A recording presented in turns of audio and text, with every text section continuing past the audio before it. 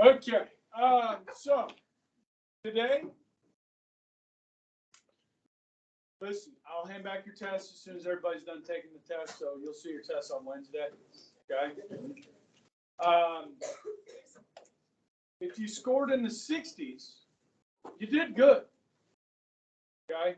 I did have a 67 out of 67, so the lowest I had was in my 0 hour, 17 out of 67. So was that a regular skip? Yeah. Did his name start with a J? No. Does it start with an M? He hasn't taken it yet. Does it start with an M? Not telling. Is it Pullman well? Okay. So, look, there will be an assignment in this section that you can start working on. It'll be due Friday night at midnight. Okay. It'll be worth 18 points. So, guys, to this point, we have studied constitutions, history, political philosophy, okay? All this stuff, right? Now we're changing course, okay? So I'm on page 62. Where are you? 0. 62. Oh. I want to be at home. Currently on page 6. What's up? Is the assignment the Republican Party in the 18th? On page 68. Yeah. Okay, so page 62, what I'm going to do with you guys today is do a little bit of an overview of what we're going to be talking about in this section. We will take notes today, not a ton, okay? And this will probably be the last section that you will be taking notes. I'll probably be printing them off from you, for you from here on out. In the matter of time, okay? So we're going to be speeding through a little bit of this, okay? The 3 branches we'll go through pretty quick, okay? All right, so let's talk about political parties and voting, all right? I think you'll enjoy this. Now, you haven't been exposed to a lot of this before, but it's got a totally different flavor to it than what we've been talking about, okay? So first thing we're going to talk about, I'll give you a definition of what a political party is. One thing to just kind of know, guys, political parties are not mentioned in the Constitution. They're a byproduct of the Constitution. So as we just talked about with the Great Compromise, right? We get to elect our members of the House in our districts for the U.S. House of Representatives. The 17th Amendment made it so we got to vote for our senators. Yes? And the Electoral College allows us to vote for president and vice president. The 12th Amendment puts them on the same ballot. And we get to vote for people in the college that represent your candidates. Okay? So the parties are formed out of that structure. The parties help bring chaos into order, if that makes sense. It will start to make sense once I start going through some of this, okay? So we're going to talk about the functions of political parties and why we are stuck in this 2-party system. As we've studied parliamentary systems with many parties, yes? Yes? Why are we stuck in this 2-party system? Well, the Constitution, the Electoral College. There are other reasons, okay? So we're going to dive into the 2-party system while we're entrenched. Then we're going to look at minor parties. This is kind of fun. So turn to page 63.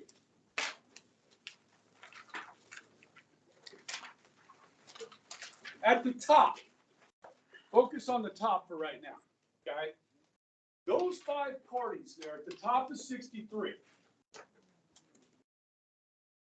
were on the ballot in enough states in the last, say, 6 elections to win the Electoral College. Now, if you were a Green Party and you were not on the ballot in Kansas, but you were on the ballot in the other 49 states, could you win enough electors to become president? Yes. So the fact is you really only need to be on the ballot in enough states to get to 270. Does that make sense?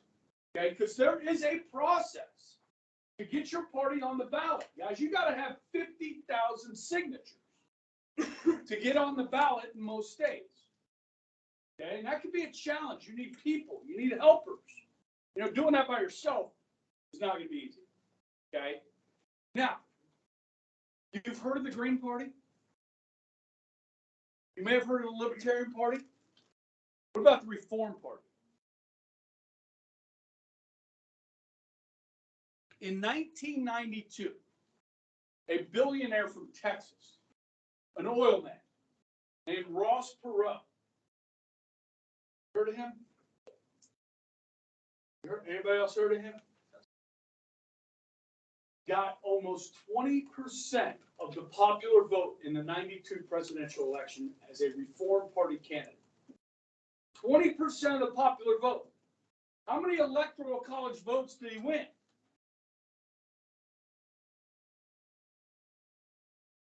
0. That's one of the reasons we're stuck in this two-party system. In order to win the 6 from Kansas, you got to get 51% of the vote in Kansas to get our 6 electors. That's why Ross Perot didn't get any. Now, guys, Ross Perot had a huge impact on the 92 election.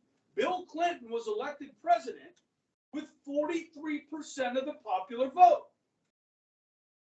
The popular vote doesn't mean anything nationally. It means everything within your state. Okay? So if you win by one more vote in most states, 48 of the states, you win by one vote, you get all the electoral college. That make sense? So, guys, there was one cable news channel in 1992 on, Fox News, MSNBC, CNN. That channel was CNN. And at 7 o'clock every weekday, Larry King Live was on CNN. Now, Larry King was a radio talk show host for decades, famous. He got a TV show. His favorite guest in 1992 was Ross Perot. And Ross would go on his show. And he'd say, now, Larry, we got to get these two parties straight. These Republicans and these Democrats, they got it all wrong. Let me show you this chart. They bring charts. And people loved Ross Perot. Republicans loved him. Democrats loved him. But is that a wasted vote? He's not going to get 51%. Okay, so we'll look at these minor parties, the roles they play, and then take a look below those 5. These are minor parties. Guys, these are regional or local. So when I say regional, I'd be meaning like statewide or, New England or somewhere like that. Now, there's some funny ones on here, like the pot party. There's also a marijuana party. What's the difference? It's the same thing. It's just 2 different parties in 2 different parts of the country. Okay? These parties play a role. Now, the Reform Party that Ross Perot founded did elect a governor in 1992 of Minnesota. Reform Party candidate beat both Republican and Democrats for governor in Minnesota. His name was Jesse the Body Ventura, who was a WWF wrestler. He won the gubernatorial election twice in Minnesota under the Reform Party banner. Okay? Jesse the Body Ventura. Okay. Huh? You forgot a party for Who would you have? Kanye West and the birthday party. The birthday party? He had like 2% in Georgia. How many states was he on the ballot in? Just Georgia? Yeah. Okay. Those 5 are on enough ballots to win. You got 2%? Nice. Well, that probably cost, what was that, 2020? So that would cost Trump the election there. Okay. That would be a spoiler, which we'll talk about later. Okay. All right. Back to page 62. All right. Then we're going to look at, this is probably the most boring part of this, is the organizations of the two political parties. At the national level, you have what's called the Republican National Committee, Democratic National Committee, RNC, DNC. Okay. Then you have state parties, and then you have local parties. And that apparatus, which is at the grassroots level. Okay. So we'll talk about those.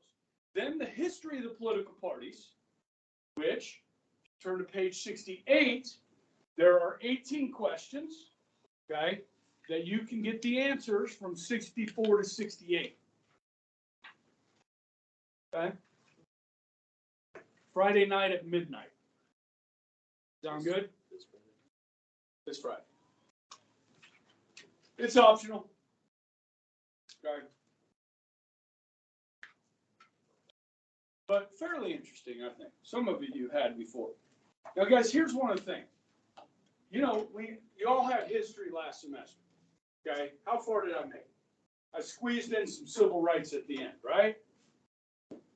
Talked about Vietnam a little bit. This class, this section, is going to help me cover from 1960 through the 90s.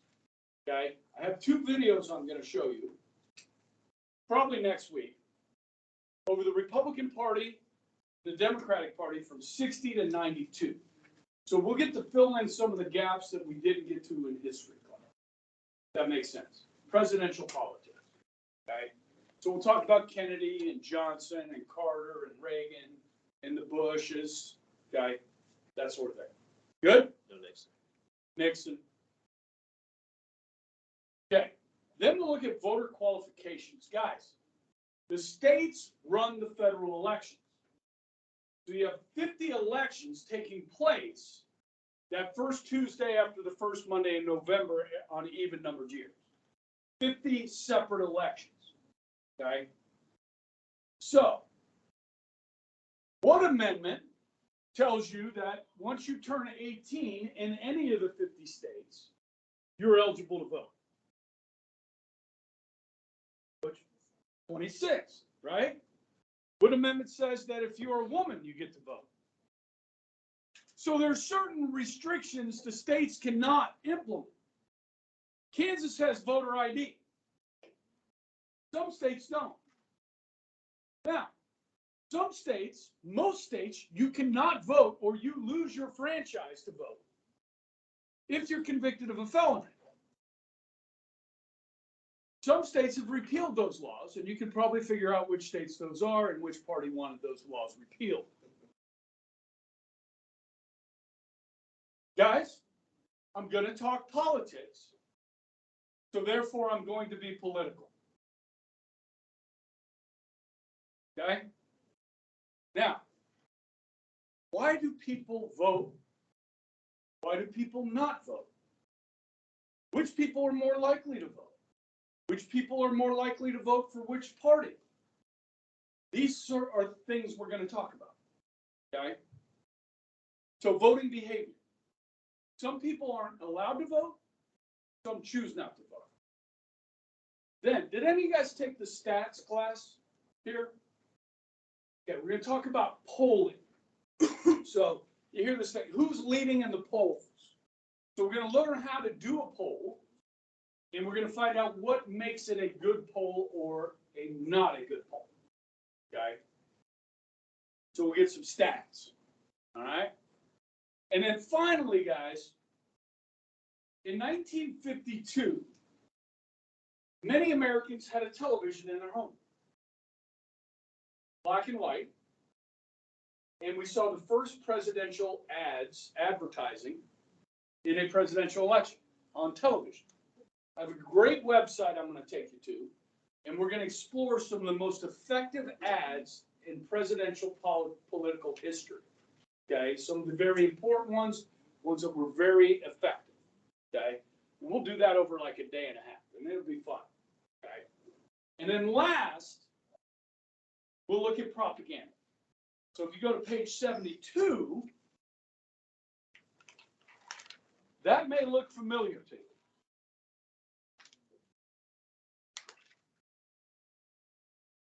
Does that ring a bell with anybody?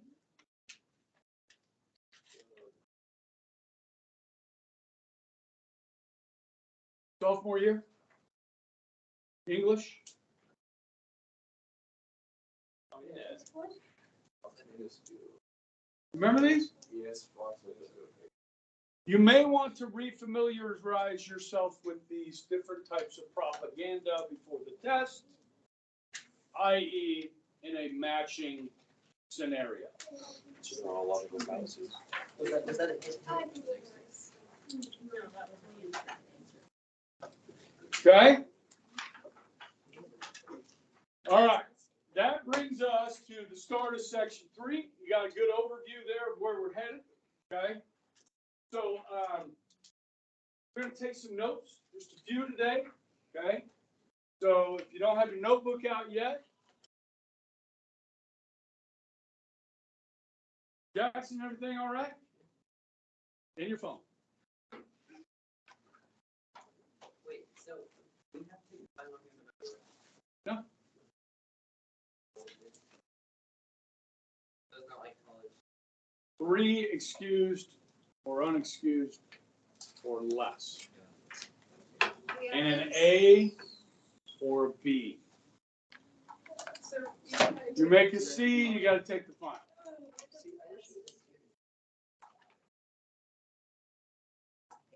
Those of you that did not do well on that last test, this is worth 100 points. Did you want one? And do on Monday. We have to like turn in a physical copy or. No, it'll be on Turn It In through Canvas. So is it Monday? 11 at 11:59. Monday at 11:59.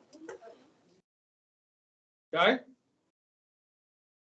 You also have an 18-point assignment, so it's 118 points for next Monday or next Tuesday. Okay? Okay? And this week, right? Thank you. So, new header in your notes, section 3, political parties and voting. I'm going to start with a basic definition of political parties.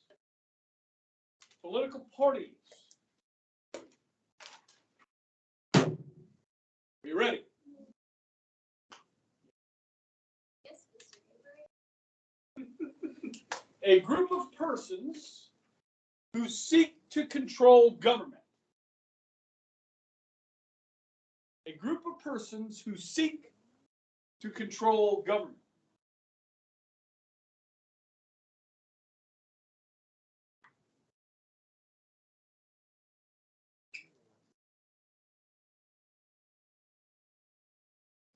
No. Seek to control government in order to bring about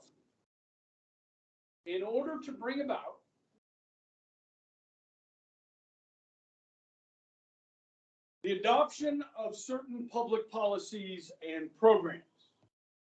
Seek to bring about the adoption of certain public policies and programs.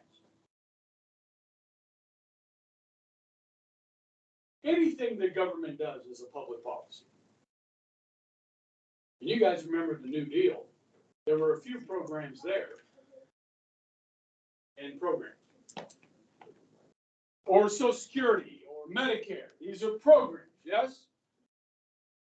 Yes? Okay.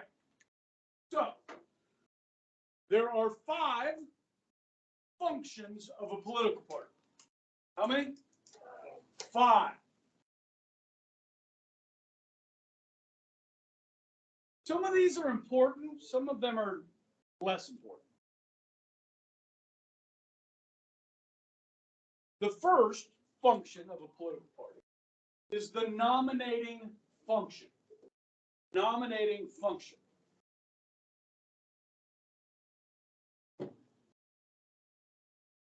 Thus far, 3 Republicans have announced they are officially running for president. Okay? President Biden has not yet announced that he's running. Okay? It is expected that he will. Will there be Democratic challengers to Biden? Serious contenders. Kanye West is not a serious contender. Probably ran as a Republican. Or, no, he had his own party. Yeah. Yeah. Guys, if it's not a serious contender, the media will ignore this other candidate, okay, and basically just crown Biden. This is how it usually works, okay? The last time there was a serious contender to a Democrat was 1980. Jimmy Carter was running for re-election, and Ted Kennedy challenged him for the Democratic nomination. Rarely is a sitting president ever challenged big time. You know what I mean? So I don't know who that would be. A serious contender for Biden. I mean, maybe, you know, if Governor of California Newsom said, I'm going to run against Biden.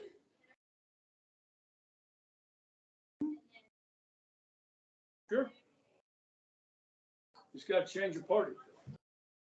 Now, if you believe like a Republican, you're probably not going to do very well in the Democratic primary. Okay? Now, this number over here, guys, is likely to grow. Although the fact that Donald Trump has announced, it may dissuade some people from getting in. Now, Ron DeSantis just wrote a book. And usually when you run for president, you write a book. You do a book tour, and you go out all over the country and sell books and meet people. Now, so will DeSantis get in? I don't know. Will this number grow? Most likely. Tim Scott, senator from South Carolina, African American. He's likely going to run. Okay? There are others. The governor of Sununu of New Hampshire, likely to run. Okay? The governor of Ohio, DeWine, may run. Okay? And maybe if Trump gets arrested tomorrow, have you've been living under the rock during spring break when you've had all this free time? You've been living under the rock. Trump posted on Truth Social, which is his social media company, that he's likely to be arrested tomorrow. Tomorrow, Tuesday. So, before he was president, Donald Trump supposedly had an affair with Stormy Daniels, which is a stage name. She is an adult dancer and an adult film star, or if you want to say it, porn star. Okay? He had her sign a non-disclosure agreement that she was not allowed to talk about that affair or their relationship. She violated that. She had to pay Trump $300,000.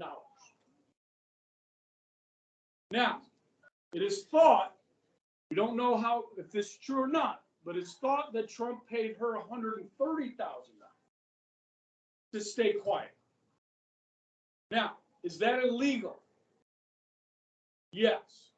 It's a misdemeanor in New York. However, a very zealous, overzealous, some would say, DA named Alvin Bragg has raised that misdemeanor to a felony and may be planning to indict President Trump tomorrow. He's in Florida. So this brings an interesting thing about. Will he have to be extradited, or will he just turn himself in?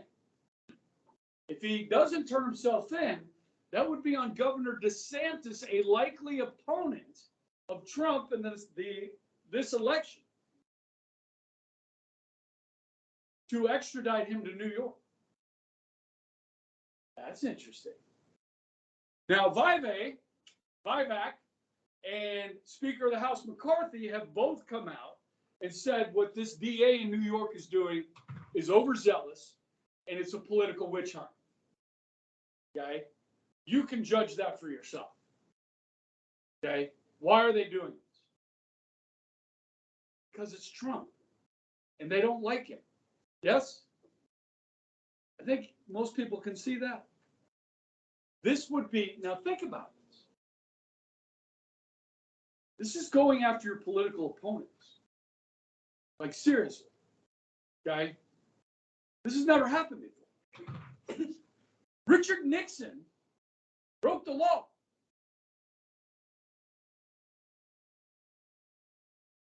President Ford, that replaced him, pardoned him of any crimes he may have committed during the Watergate scandal. So Nixon was never arrested for anything. Okay? This would be the first time in American history. Now, if Trump does get arrested, guys, he will get fingerprinted, and he will have a mugshot. Is this going to help Trump or hurt Trump?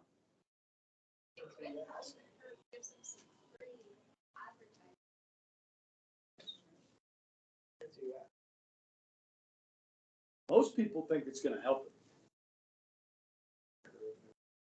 Yeah, make a martyr out of it, man. Listen, guys, this is going to fire people up.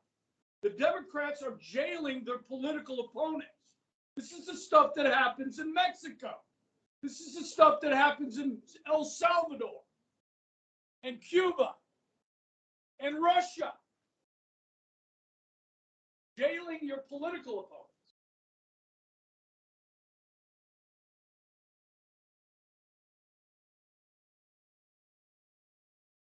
It's going to be interesting. I don't know. I think it could hurt him. I think most political people are saying it'll help him, but they might just be saying it. I think it'll hurt him. Okay. Against these folks and anybody else that joins in.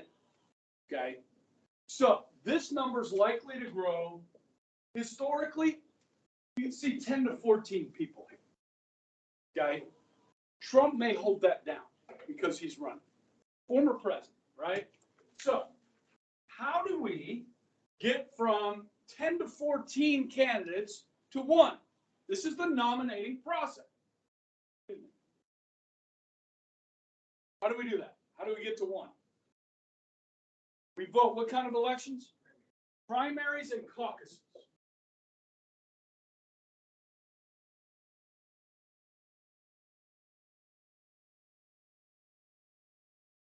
Okay. Remember the first 2 states? Iowa. And New Hampshire. Okay.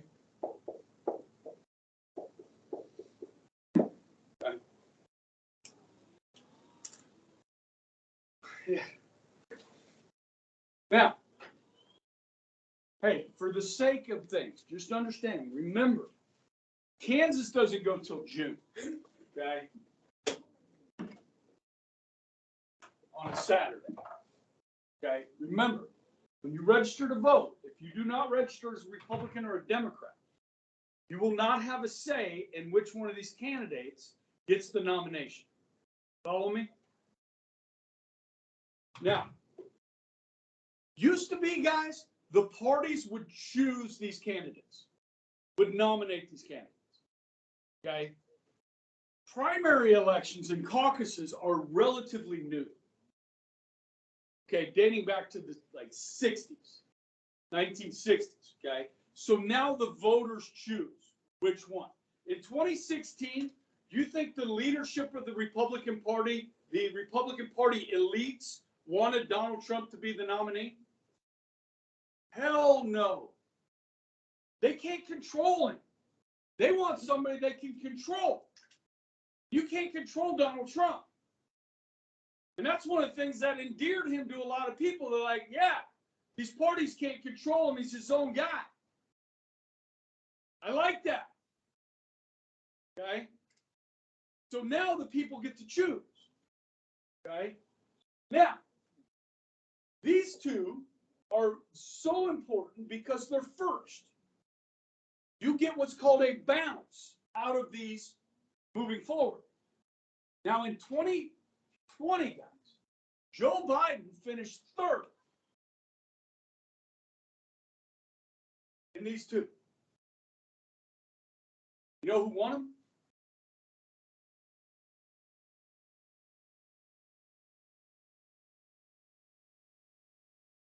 Bernie Sanders. And the Democratic Party leadership was scared. There's not enough socialists in America for him to win a general election. Yeah. Yeah. Am I right? So the Democratic Party said, we can't let Bernie win the nomination. So they had to pick somebody to throw their weight behind. Next up was South Carolina. Guys, South Carolina is way different demographically than Iowa and New Hampshire. So when you think about Democrats, guys, where's their strength? In the urban areas, big cities, yes? How many big cities are there in Iowa? One. How many in New Hampshire? One, half, not very many. And minority voters. How many minority voters are there in Iowa? It's whiter than Kansas. New Hampshire's the same. It's like 6% African American in New Hampshire. Senator James Clyburn of South Carolina, who's African American, said, listen, African American voters, you Democrats, you need to vote for Biden. Because Bernie Sanders will not win a general election against the Republican. He's too far left. You guys with me on this? Biden won South Carolina and went on to get the nomination and win the presidency.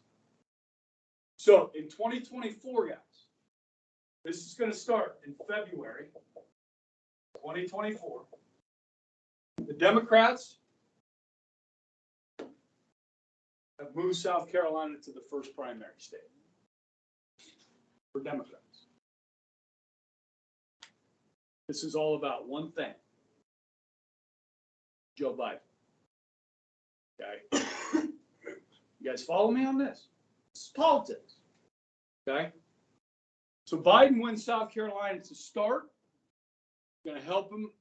You go on to the next and the next and the next. Okay? As it did in 2020. It prevents another candidate from getting a lot of publicity before Biden wins. Does that make sense? And guys, it just makes sense for the Democratic Party. South Carolina looks a lot more like Democrats than Iowa and New Hampshire. Not that Democrats haven't won New Hampshire before or Iowa before, because they have. Okay? But demographically, it just sets up better. Okay? Everybody with me? Follow me on this nomination. So if you want to write something down for nomination, write choosing candidates. Choosing candidates. Okay?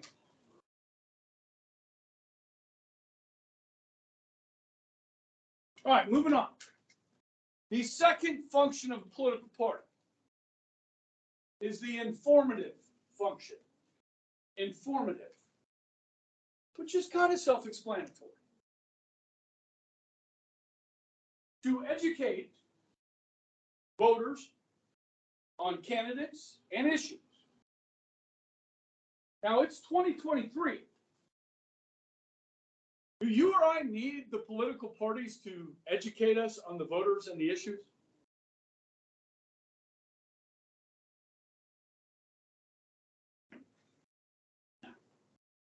We have Twitter. We have the internet. Yes? We have Google. TikTok.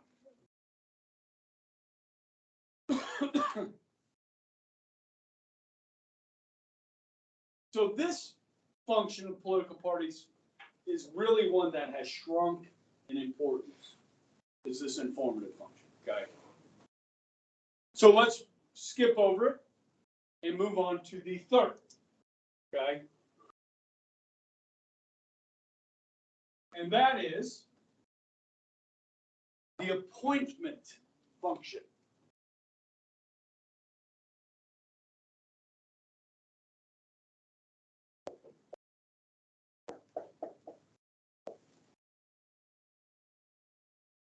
What kind of people does President Biden get to appoint? Cabinet, All of the secretaries. that's the cabinet. Judges. Yep. What? Federal judges, including Supreme Court justices. Judges.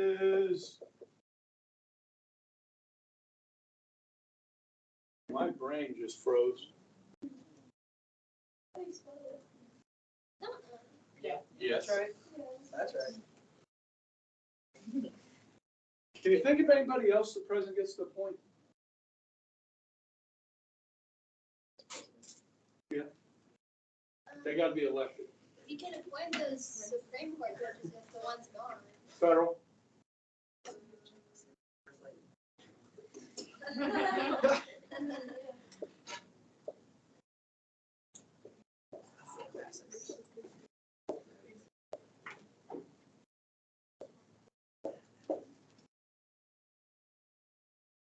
Nope. So, I'll explain. So I get to do a little extra. In every country that the United States has diplomatic relations with, we have an embassy. And they have an embassy in our country. And then we also have what's called a consulate. Okay? So in China, for instance, I know this because I've been to the consulate. You have the embassy in Beijing, the capital. Consulate's in a southern city called Guangzhou. Okay? That's where we took Lily after we adopted her. She was sworn in as a U.S. citizen. Now, that land that the embassy sits on and that consulate sit on is U.S. territory. So every embassy in Washington, D.C., from China, from Russia, from Brazil, all of those embassies, that soil belongs to them. That is their sovereign territory within the United States. So in 1979, when the U.S. Embassy in Tehran was attacked, they were violating American sovereignty, you understand? If we were to, have a big protest at the Russian embassy in D.C. and break in, we would be violating Russian sovereignty. Does that make sense? Okay? Now, is it really important who the U.S. ambassador to Luxembourg is? Or Paraguay? Or Uruguay? Or Portugal? Is it important who the U.S. ambassador to China is? Yes. So the president can appoint friends, acquaintances, people that gave a lot of campaign donations as ambassadors, consuls. Okay? The spoil system, if you will. Okay? Now, who must approve these political appointments? The Senate. Okay, guys, when we get to section 4 on the legislative branch, you're going to have to differentiate between the powers of the House and the Senate. Okay? Senate must approve or confirm these appointments. Now, say there's a vacancy on the Supreme Court, and Joe Biden gets to appoint a new justice. Where does he get a list of names of people to pick from?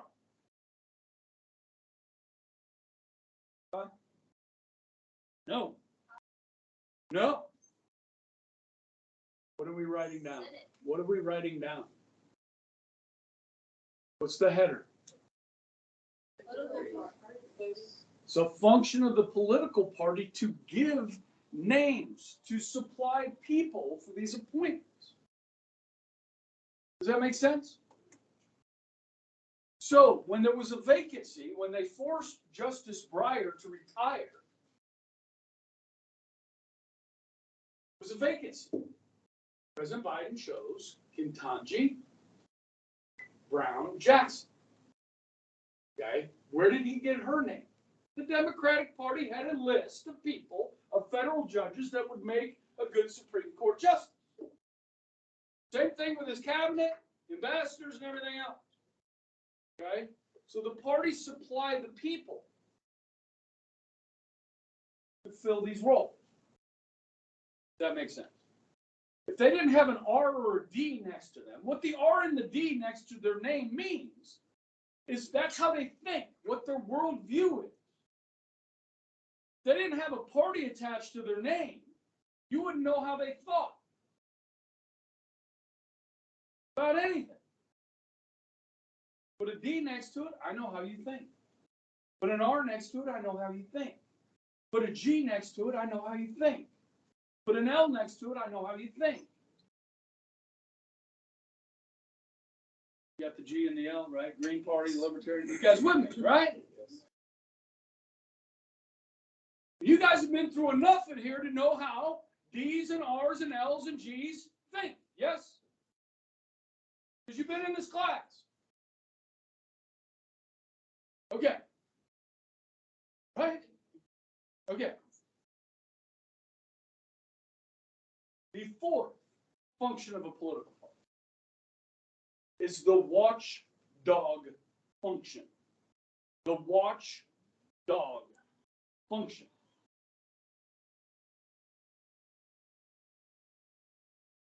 Now, this is the party that is not in power, keeping an eye on the party that is in power.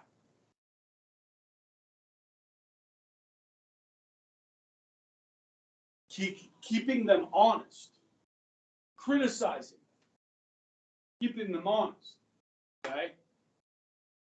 So last week, while you were underneath that rock, the House Judiciary Committee subpoenaed 12 different banks for the banking records of the Biden family. Thus far, one bank has turned over records. There are 11 more. But with this one bank, they found out that 30 days after Biden left office as vice president, 30 days, a Chinese energy company transferred $3 million to an associate of the Biden family. Within days, that associate funneled $1.2 million into 4 accounts with the last name Biden. Joe Biden's brother, his son Hunter, his son's widow, Hallie Biden, also received a check. And then there's one account just listed Biden, no first name. We don't know yet. There's 11 more banks that have been subpoenaed. Now, why 30 days after Biden leaves the vice presidency is his family receiving $1.2 million from the Chinese? He did his job correctly. Or he did some favors while he was vice president, and now they're paying him for it. That's what I meant, like correctly for the Chinese.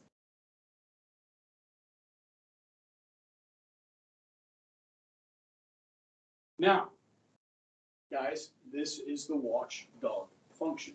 Did anybody look into Trump's background when he ran for president and then became president? Yeah. Like all 4 years, incessantly. They impeached him twice.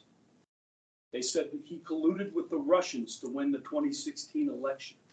They spent $40 million doing an investigation that came up empty.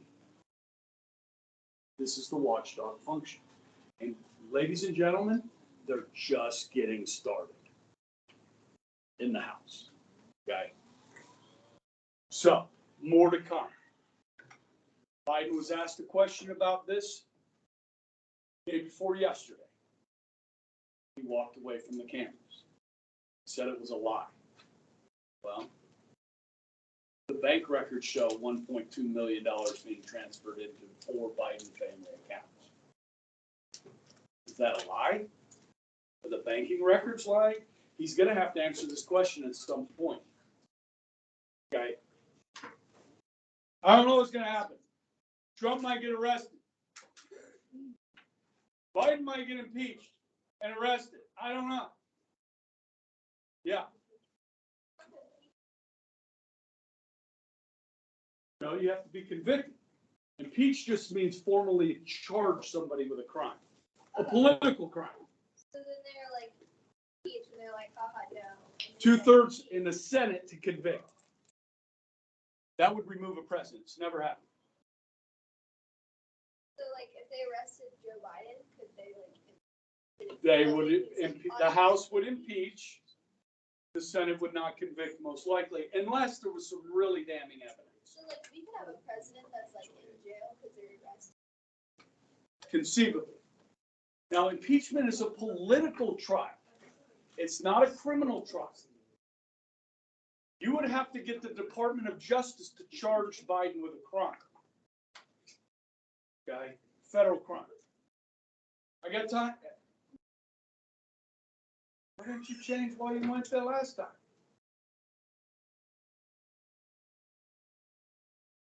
How much time do I have? 4 minutes. I got one more. Vanessa, bye. You have one more. The 5th function of a political party is the practical function. Practical function.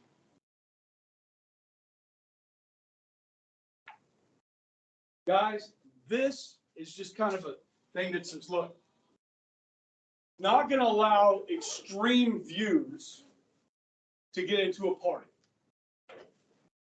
So when Bernie Sanders, who some would say is extreme, started winning, the party said, no. Okay?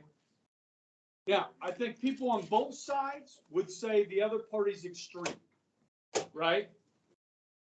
Like Democrats saying MAGA Republicans are extreme on abortion, okay? And then Republicans saying that Democrats are extreme on, ESG, gun control, environmental, social, governance, and DEI.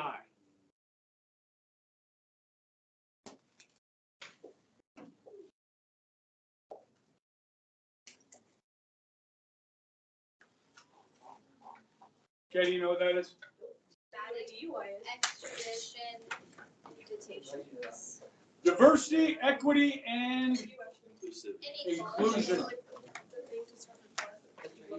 Brave New World. Let's go. Let's go.